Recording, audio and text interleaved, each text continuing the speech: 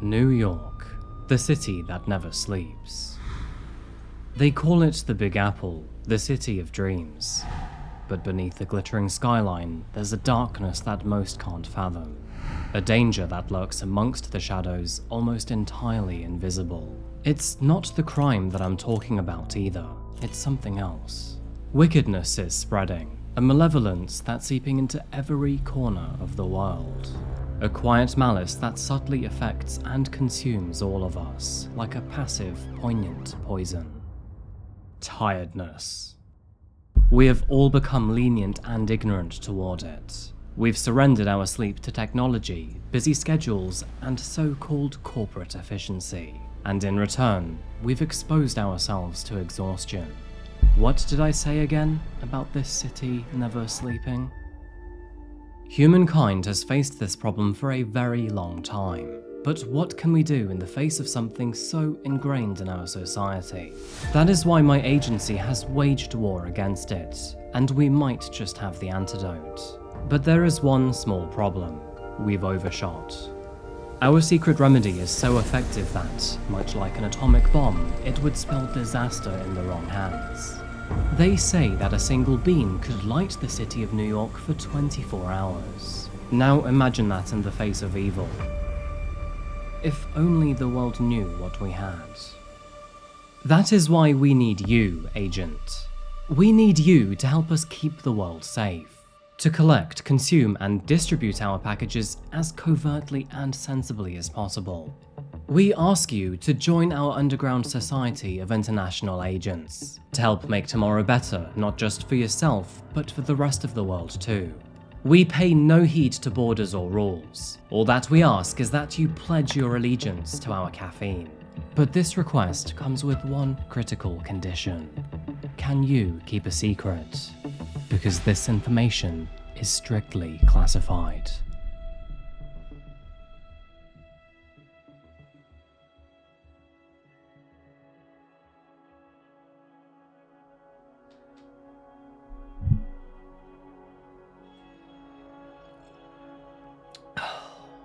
You have no idea how good it feels to be drinking your very own coffee. Most of you know that I've been up to something for a while now, and although up until today it's been strictly classified, I can finally share those details with you.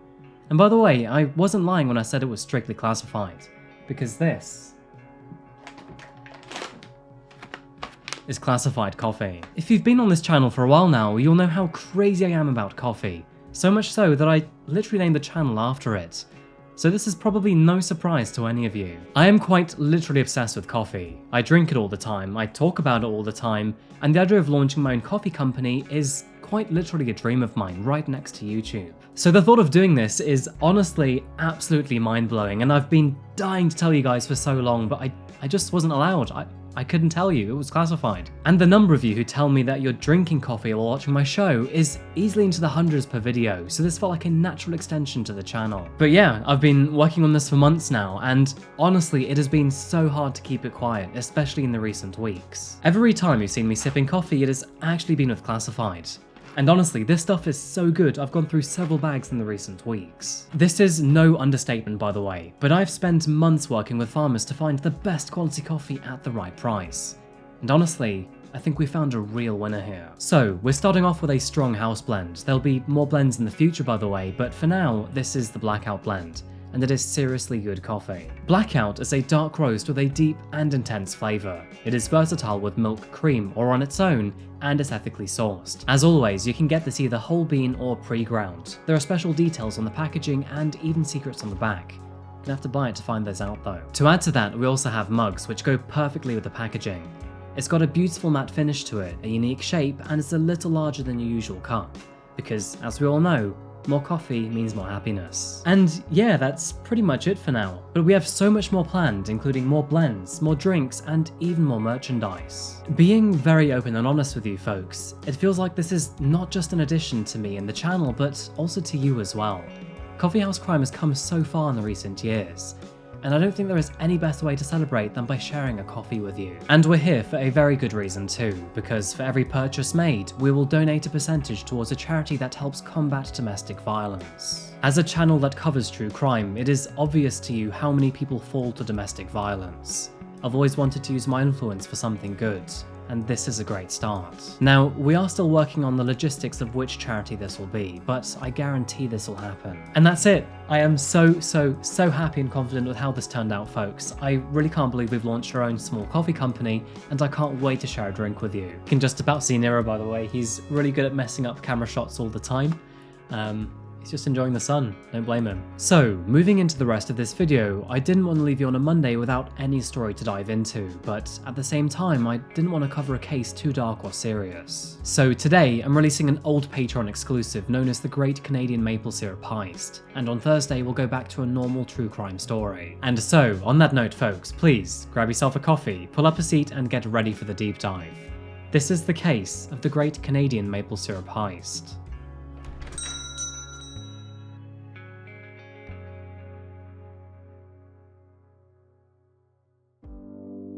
When you think of heavy snow, moose, the maple tree, and of course infectious politeness, you probably think of Canada. And this is where our case today finds us, in the beautiful province of Quebec.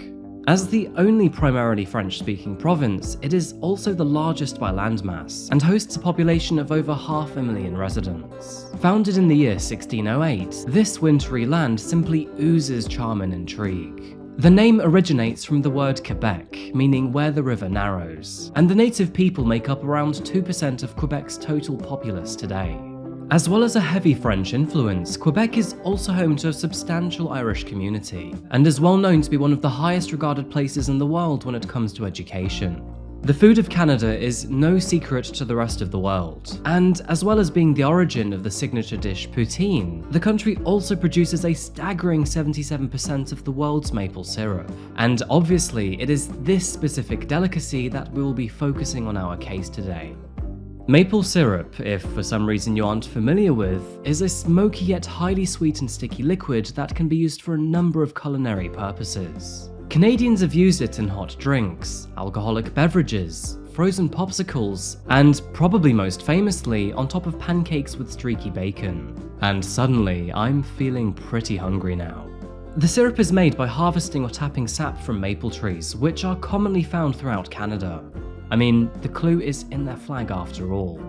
Something I didn't actually know until researching this case, but the sap is collected from plastic hosing and vacuum pumps before being filtered, evaporated, caramelized using heat from wood burners, and finally filtered once more until the distinctive amber syrup is produced. Maple syrup has such high significance to Canadians that to be served fake syrup at the table would cause similar levels of outrage as serving grape juice instead of wine in France. It is quite understandably considered to be a national treasure, held to the same level of importance as baseball to the Americans and tea to the British. To give you some idea of just how prized the stuff is, but in terms of value per litre, maple syrup is around 30 times the price of oil. Now, thankfully, Canadians aren't so obsessed with the stuff that they feel the need to put it in their cars, at least not just yet. It may come as a surprise to you though that the production of export of maple syrup is actually extremely tightly controlled in Quebec, and given that it's responsible for 90% of all Canada's syrup production, it's a necessary entity. Around 15 years ago, the maple syrup industry was actually struggling, and the farmers were growing desperate. Given the nature of the source product for the syrup, the maple tree sap is unpredictable depending on the yield for that year. And the amount of syrup that can actually be produced in one season can fluctuate quite dramatically.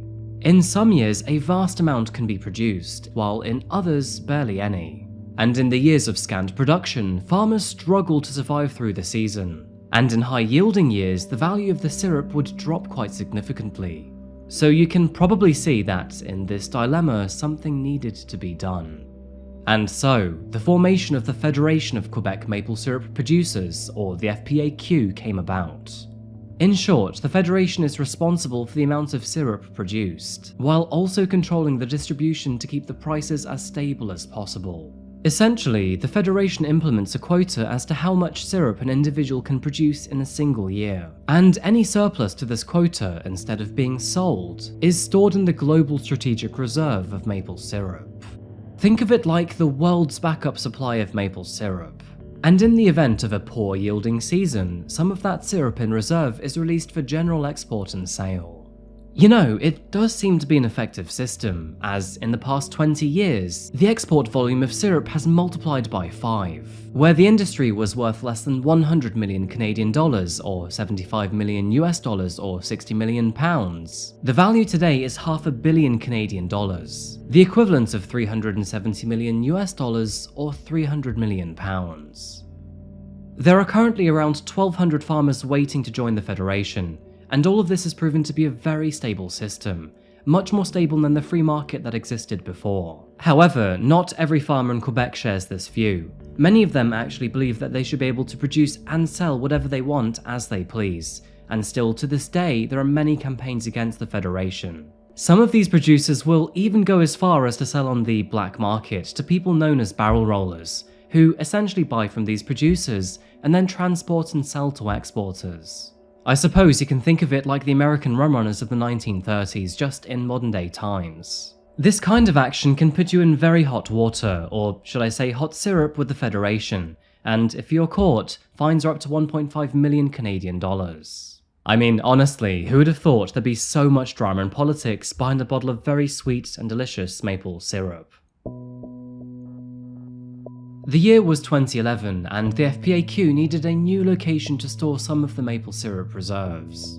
And this new requirement brought them into the path of a man named Avik Karen. Aged 37 at the time, he was in charge of a warehouse in the small town of St. Louis de Blandford, with his wife being the owner. After requesting to rent the warehouse for storage, Karen eventually agreed.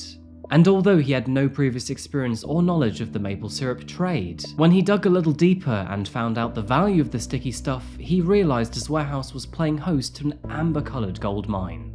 He began to realise that a lot of money could potentially be made if he sold on some of this stock under the noses of the FPAQ. But how exactly could he do this? The answer would come in the form of a truck driver called Sébastien Jutras, who, by the way, just so happened to know one of the most infamous barrel rollers in Quebec. And this man, well, his name was Richard Valliers, aged 33 at the time. The man had a long history of smuggling and moving black market maple syrup, and had already been the subject of many fines from the FPAQ when he was caught pooling small quantities of syrup to then sell as wholesale on the black market. Sébastien would eventually introduce Avik to Richard, and moving forward, the trio soon formed the operating team that would carry out one of the most unique and unbelievable thefts in history. Seeing as Avik was the owner of the warehouse and had his own small storage area within, no suspicion was aroused when he would gain access to the building with his keycard, allowing him to slip into the facility in the dead of night accompanied by his 2 partners in crime. The trio used a rented forklift to remove barrels of syrup, replaced them with fake and empty duplicate barrels to minimize suspicion, and quietly loaded the real ones into one of Sébastien's trucks, before then driving them to Richard's father's sugar shack. Sounds kind of kinky if you ask me. His father, Raymond, aged 57 at the time, and the other 3 men would then siphon off the syrup into their own storage barrels, before refilling the original barrels with water from a nearby creek. These barrels, now full of water, would then be returned to the warehouse, and no one would be the wiser to their nefarious actions. This stolen syrup was then sold to a syrup reseller who was based in New Brunswick. The man, who was named Etienne Saint-Pierre and aged 68 at the time, was an experienced and cunning reseller who specialised in buying from barrel rollers like Richard, before exporting it out to international places like the United States and the United Kingdom. As Saint-Pierre was based in Ottawa, which was a free market for maple syrup, he technically wasn't breaking the law or any FPAQ rules, but by buying from producers who were based in Quebec, he was vulnerable to prosecution. This scheme continued for an incredible 8 long months, where all 3 men used burner phones to remain undetected.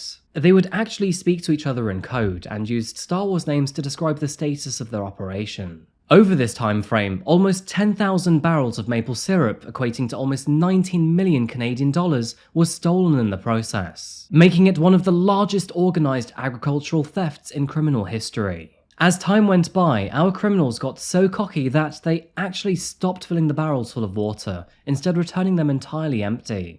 However, like so many in criminal history, it is always that cockiness and overconfidence that will eventually catch up with you. July 2012. Once again, it was time for the warehouse to undergo an annual inspection to check the stock present and the general conditions. Suspicions were first aroused when the inspector, Michael Gavreau, noticed that some of the barrels had formed some rust on them. Now, maple syrup is a stable product and can be stored indefinitely without it spoiling or changing, meaning it cannot oxidize or produce condensation.